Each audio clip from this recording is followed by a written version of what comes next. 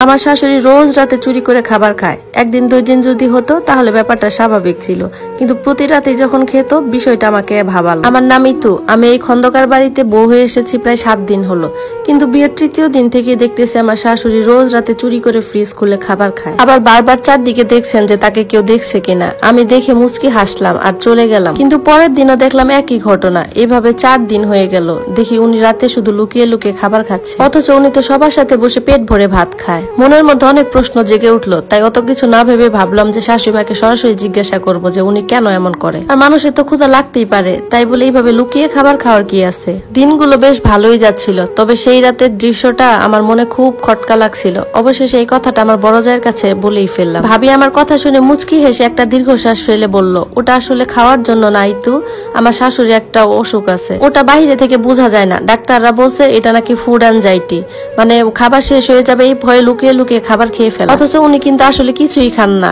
এমনকি এমন অভিনয় করেন মনে হচ্ছে গোপনে ভুঁড়ি ভোজ করতেছেন। অনেক ডাক্তার দেখানো হয়েছে, ওষুধও চলতেছে, কিন্তু পুরোপুরি সুস্থ হননি উনি। আসলে ছোটবেলায় উনি খুব অভাবে বড় হয়েছেন, তো এই জন্য মনে হয় এরকম করে। কথাটা শুনে বুকটা হু হু করে কেঁদে উঠলাম। মনে মনে শাশুড়ির জন্য খুব মায়া লাগলো, তার চোখ মুখে লুকোনো আতঙ্ক এখন আমি স্পষ্ট দেখতে পাচ্ছি। ভাবি বলল, মন খারাপ করো না ইতু, ওনাকে নিয়ে এমনি তো সুস্থ, শুধু রাতের বেলা একটু আতঙ্ক। যদিও ওনার কাছে গেলে উনি তোমাকে বুঝতে দিবে না, ব্যাপারটা নিয়ে তুমি চিন্তা করো না। তখন আমি চোখ মুছে ভাবির সাথে কাজে সাহায্য করতে লাগলাম। এখন আর আমি রাতের বেলা তাকে ফ্রিজ খুলতে দেখে অবাক হই না, তাকে দেখে আমি মায়ায় ভরে উঠে আমার মনটা। মনের অজান্তে আমি তার অদ্ভুত অভ্যাসের সঙ্গী হয়ে গেছি। কিন্তু একদিন রাতে 2টার সময় আমার একটা বড় বিকট শব্দে ঘুমটা ভেঙে গেল।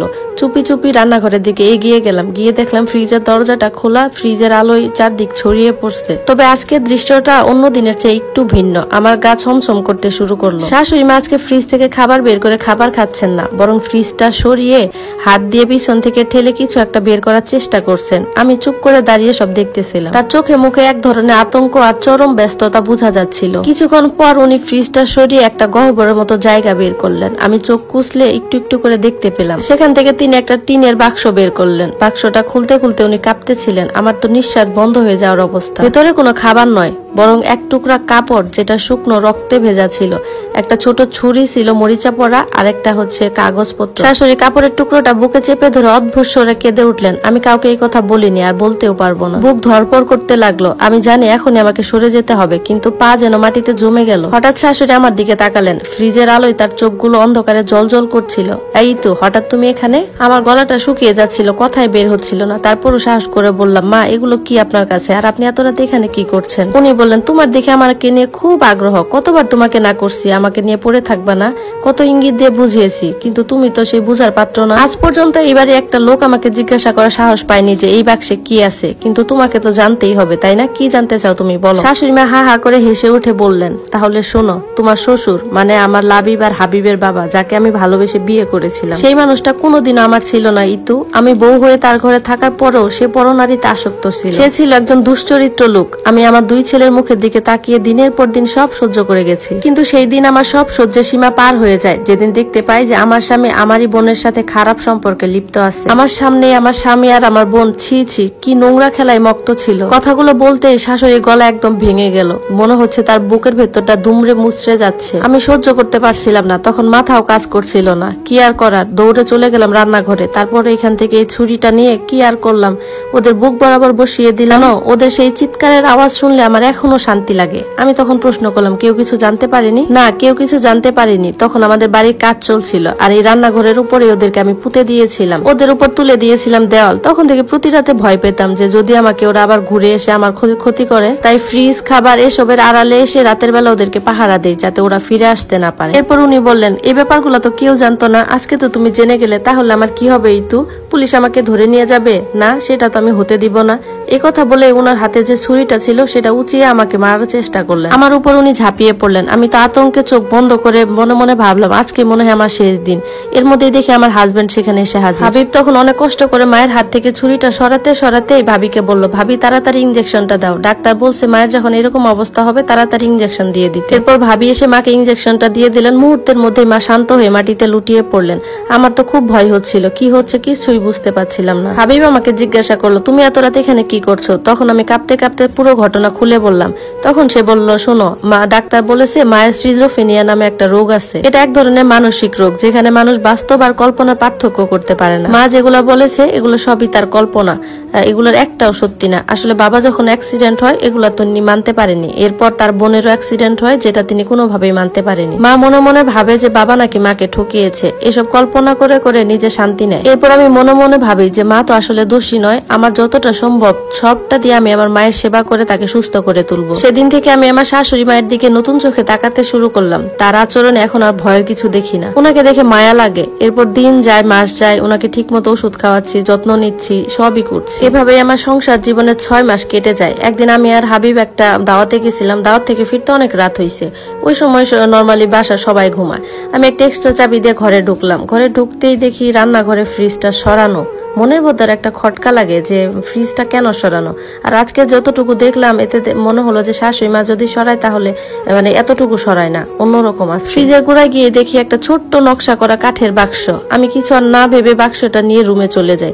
ফ্রেশ হয়ে শুয়ে পড়ি। মধ্যরাতে হঠাৎ ঘুমটা ভেঙে গেল। উঠে দেখি হাবিব আমার পাশে নেই, ওয়াশরুমেও নেই। ওকে খুঁজতে খুঁজতে বাইরে বেরিয়ে আসলাম। চারদিক নীরব। টুকটাক শব্দ যেন রান্নাঘরের দিক থেকে আসছে। রান্নাঘরের দরজার দিকে পা বাড়াতে সব স্পষ্ট শুনতে পেলাম কেউ হয়তো বা ভারী জিনিস নাড়াচ্ছে, কিন্তু কাছে গিয়ে কাউকে দেখতে পারলাম না। আজকেও দেখি ফ্রিজটা ওইখান থেকে সরানো। পরে আমি জোরে জোরে চিৎকার করে বললাম, কি আছে এখানে? ফ্রিজটা আজকে আবার কে সরাইলো? পরে দেখি একটা ছায়া চলে গেল। আমি তৎক্ষণাৎ শাশুড়ির রুমে উকি দিলাম। গিয়ে দেখি শাশুড়ি গভীর ঘুমে আচ্ছন্ন।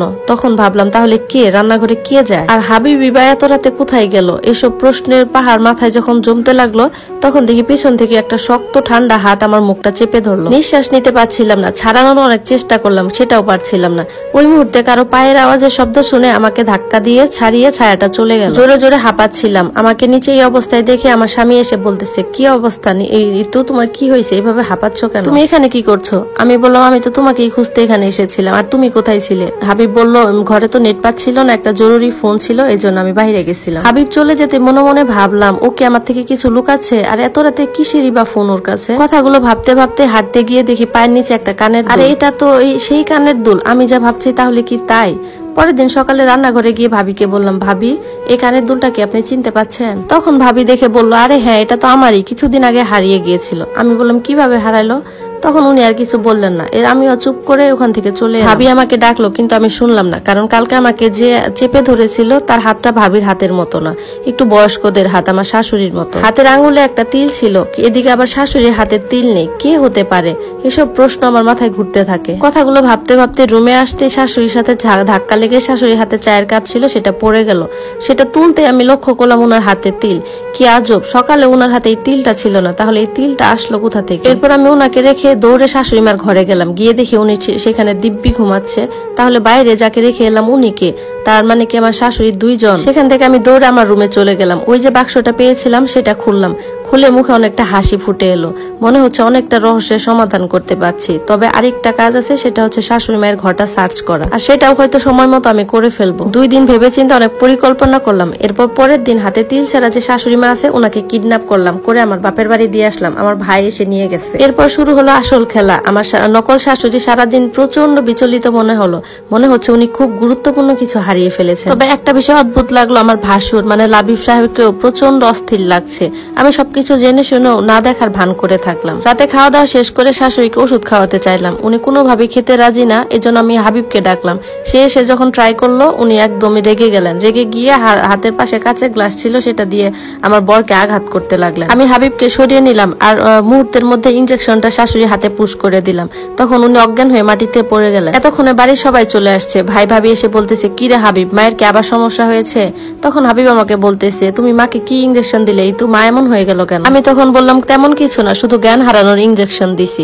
তখন সে বলতেছে, কেন দিছো এগুলা? আমি বললাম, শোনো, এই মহিলা তোমার মা নয়, তোমার মা আমার বাড়িতে আছে। তখন হাবিব বলতেছে, কি উল্টাপাল্টা কথা বললো তুমি? আমি তখন বললাম, বিশ্বাস হয় না, এই নাও মার সাথে ভিডিও কলে কথা বলো। তখন দুজনকে কথা বলাই দিল। ভিডিও কলে দেখতে পেল মা আমাদের বাড়িতে ঘুমাচ্ছে। তখন উনি বললেন, তাহলে মা যদি ওখানে থাকে ইনি কে? আমি তখন বললাম, ইনি তোমার মায়ের যমজ বোন তাইরা, যদি উনি সবসময় সাইলাই সেজে থাকে। আমার মায়ের যমজ বোন মানে? আমরা এতদিনে কিছু জানলাম না, তুমি এত কিছু কিভাবে জানলে? তখন আমি বললাম, শোনো, তোমার মায়েরা ছিল যমজ 2 বোন, শাইলা এবং তাইরা। তোমার মা শাইলা ছিল নির্লোভী, খুবই ভালো মেয়ে। অপরদিকে তোমার খালা ছিল তার ঠিক উল্টোটা। তোমার খালা কি করে, একটা ছেলের সাথে পালিয়ে বিয়ে করে, যার কারণে তোমার নানা তাকে আর স্বীকার করেনি। উনি উনার মেয়েকে ত্যায্য করে দিয়ে শহরে চলে আসে, যার কারণে ব্যাপারটা সবাই জানাজানি হয়। সবাই ভেবেছে তোমার নানার একটা মেয়ে। তো এইভাবে মা সংসার চলে গেল, ভালোভাবে চলতে লাগলো। একদিন কি হলো, তোমার সেই খালা তার সংসার করতে না পেরে তোমার মায়ের সংসারে এসে ঢুকে পড়ে। উনি এসে যখন তোমার মায়ের কাছে দুঃখ কষ্টের কথা শেয়ার করেন, তখন তোমার বাবাকে না জানিয়েই তোমার মা উনাকে থাকতে দিছিল এই বাড়িতে। এদিকে তোমার বাবা যেহেতু বাহিরে চাকরি করতো, খুব একটা আসা যাওয়া ছিল না, যার কারণে উনার এই ব্যাপারে কোনো বাধা ব্যথাও ছিল না। কিন্তু সমস্যাটা হয় তোমার মায়ের সুখ দেখে তোমার খালার শরীরটা জ্বলে যায়, ধীরে ধীরে তোমার মাকে স্লো পয়জন খাইয়ে পাগল বানিয়ে রাখে। আর এদিকে নিজে শাইলা সেজে তোমার বাবার সাথে সংসার করে। তোমার বাবাও যদিও কিছুদিন পর ব্যাপারটা বুঝতে পেরেছিল, কিন্তু ততদিনে কিচ্ছু করার ছিল না, কারণ তখন তোমার খালা প্রেগনেন্ট হয়ে গেছিল। তার কিছুদিন পর তোমার ভাই লাবিব হয়, এর মধ্যেই তোমার মাও কনসিভ করে। এরপর তুমি আসো দুনিয়াতে। এইসব কিছু তোমার মা কিছুটা হলো বুঝতে পারতো, তাই সবসময় বলে যে উনার স্বামী উনাকে ঠকিয়েছে। হাবিব তখন আমাকে বলে, তুমি এসব কিছু জানলা কিভাবে? তখন আমি বললাম, এই দেখো এই ডায়েরিটা, আমি ঘর পরিষ্কার করতে গিয়ে ডায়েরিটা পেয়েছিলাম। প্রথম দিকে কিছু বুঝতে না পারলেও আস্তে আস্তে সব বুঝে যায়। হাবিব আমার হাত থেকে ডায়েরিটা নিয়ে পড়তে পড়তে চোখের জল গড়িয়ে পড়ে। তখন সে আরো জানতে পারে যে তার সেই খালার ছেলে আর কেউ না, তার বড় ভাই লাবিব। হাবিব এতদিনে সব বুঝতে পারে যে কেন তার মাঝে মাঝে মনে হতো যে তার মা তাকে বেশি ভালোবাসে, আবার অনেক সময় মনে হতো তার মা লাবিবকে বেশি ভালোবাসে। এটাও বুঝতে পারে যে তার বড় ভাই কেন তার সাথে সবসময় হিংসা করতো। সবকিছু জেনে যখন আমাকে কিছু বলতে চায় হাবিব, তখনই তার বড় ভাই তার মাথায় পিস্তল ঠেকিয়ে বলে, এখন যেহেতু সবকিছু জেনে গেছিস, তাহলে আজকেই তোর শেষ দিন। আর এই তোর কাছে যে কাঠের বাক্সটা আছে সেটা আমাকে এক্ষুনি এনে দে। আমিও চুপচাপ করে রুম থেকে কাঠের বাক্সটা এনে তার হাতে দিলাম। বাক্সটা যখনই সে খুললো, তার মুখটা একদম চুপসে গেল। এরপর বন্দুকটা আমার মাথায় ঠেকিয়ে বলল, নাটক করো না, এটার ভিতরে 1 কোটি টাকা দামের হিরে ছিল, হিরেটা কোথায় সেটা দাও। আমি বললাম, এসব কি বলেন, এখান থেকে হিরে আসবে কোথা থেকে? এখানে তো শুধু আমি ডায়েরিটা পেয়েছিলাম। তার মানে আপনি চোরা কারবারির সাথে জড়িত? সে বলতেছে, এক্ষুনি আমাকে এটা ফেরত দাও। আমি বললাম, না দিলে কি করবেন? সে বলে, তোমার সাথে যে কি খারাপ ঘটতে যাচ্ছে সেটা তুমি কল্পনাও করতে পারবা না। তখন হাবিব চিৎকার করে বলল, সি ভাইয়া সি, তুই এত নিচে নামতে পারিস? তখন সে বলল, এই তুই চুপ কর, এখনই কিন্তু তোকে এখানে পুঁতে ফেলবো। তখন আমি বললাম, সেটা আর সম্ভব না ভাইয়া, আপনার আর আপনার মায়ের খেলা এখানেই শেষ। আমার শাশুড়ি মাকে আপনারা খুব কষ্ট দিচ্ছেন, সেই সাথে মা আর ছেলে মিলে চুরাই কারবারিতে জড়িত, আপনাদের দুইজনের কঠিন শাস্তি হবে। তখন তিনি হেসে বললেন, কে শাস্তি দিবে? তোরা আমাকে শাস্তি দিবি? আমি তো তোদেরকে এখানেই পুঁতে ফেলবো। এই কথা শুনে পেছন থেকে ইন্সপেক্টর স্নিগ্ধ এসে বলতেছে, তা কতজনকে পুঁতেছেন ভাই? এরপর ইন্সপেক্টর স্নিগ্ধ তাকে খপ করে ধরে ফেলে। আসলে 2 দিন আমি সবাইকে নজরে রেখে বুঝতে পারি যে সবার মধ্যে সমস্যা আছে, যার কারণে আমি ওই ইন্সপেক্টরকে আগে সবকিছু বলে তার সাহায্য নিয়ে এইসব করেছি, যদিও সে আমার ছোটকালের বন্ধু। এরপর আমি হাবিব ভাইয়ের ঘর সার্চ করে অনেকগুলো ডকুমেন্টস পাই, যেখানে স্পষ্ট হয়েছিল যে উনি আর উনার মা চোরা কারবারির সাথে জড়িত ছিলেন। এই ব্যাপারগুলো আমি আমার বন্ধুর সাথে শেয়ার করি। ইন্সপেক্টর স্নিগ্ধ আমাকে সবকিছু দিয়ে সাহায্য করে। এরপর যখন আমার নকল শাশুড়িকে নিয়ে যাচ্ছিল, তখন উনি আমাকে বললো, তোকে দেখে নিবই তো। তারপর স্নিগ্ধ তাদেরকে নিয়ে গেল। এটা দেখে আমার স্বামী খুব ভেঙে পড়ে যায়। ভাবিও দেখে কাঁদতে কাঁদতে নিজের রুমে চলে যায়। এরই মধ্যে আমার ভাই আমার শাশুড়িকে নিয়ে বাড়িতে আসে। এখন মা আর ছেলে দুজনকে জড়িয়ে ধরে কাঁদে। ওদের এই কান্না দেখে আমার মনটা প্রশান্তিতে ভরে যায়। এরপর আমার শাশুড়ি আর দেবরকে কোর্টে তোলা হয়। সেখানে প্রমাণিত হয় যে তারা চোরা কারবারি আর বিভিন্ন অপরাধের সাথে জড়িত। ওদেরকে শাস্তি দেওয়া হয়। এদিকে আমি আর আমার স্বামী শাশুড়ি মিলে অনেক দূরে চলে যাই ওদের থেকে। এরপর এক এক করে কেটে যায় কয়েকটি বছর। এখন আমাদের কোল জোরে এসেছে আমার একটা ছেলে আহাত। আমার শাশুড়ি ওর সাথে সারাদিন খেলে। প্রতিদিনের কাজকর্ম শেষ করে আমি আবার সেই মধ্যরাতে চলে যাই রান্নাঘরে। সেখান থেকে ফ্রিজটা সরিয়ে বাক্সটার ভিতরে খুলে দেখি সেই চিরকুটটা, যেখানে লেখা আছে, আমি আমার পরিবার নিয়ে সুখে থাকতে চাই। সেটা আবার ফ্রিজের পিছনে লুকিয়ে রেখে আমি আবার রুমে চলে আসি। আমার মুখে লুকিয়ে থাকে অদ্ভুত হাসি। আমার মনে পড়ে সেই দিনের কথা, যেদিন আমি প্রথম বাক্সটা পেয়েছিলাম। সেখানে লেখা ছিল, বাক্সের ভিতরে একটা ছোট্ট চিরকুটে 1 কোটি টাকা হিরে চাই, আর পাশেই ছিল একটা হিরে। ব্যাপারটা আমার সন্দেহ লাগে, যার কারণে পুরো বাক্সটা আমি সার্চ করে পিছনে আরেকটা চিঠি পাই, যেখানে লেখা ছিল, বাক্সটা যার হাতে থাকবে সেই তার মালিক। সে যা চাইবে মধ্যরাতে একটা ছোট চিরকুটে যদি লিখে রাখে আর বাক্সটার ভিতরে, তাহলে সে পাবে। কিন্তু একটা শর্ত ছিল, সেটা হলো বাক্সটা রান্নাঘরের ফ্রিজের পিছনে রাখতে হবে। ব্যাপারটা প্রথমে বিশ্বাস হয়নি, তাই ট্রাই করলাম। সত্যি যাই চাইলাম তাই পেলাম। আলহামদুলিল্লাহ, এখন আমি আমার সংসার নিয়ে খুব সুখী। এই গোপন বাক্সের কথাটা শুধু আমার নকল শাশুড়ি মা জানতো, কিন্তু তাকে এই বাক্সের সাহায্যে সবকিছু ভুলিয়ে দিয়েছিলাম।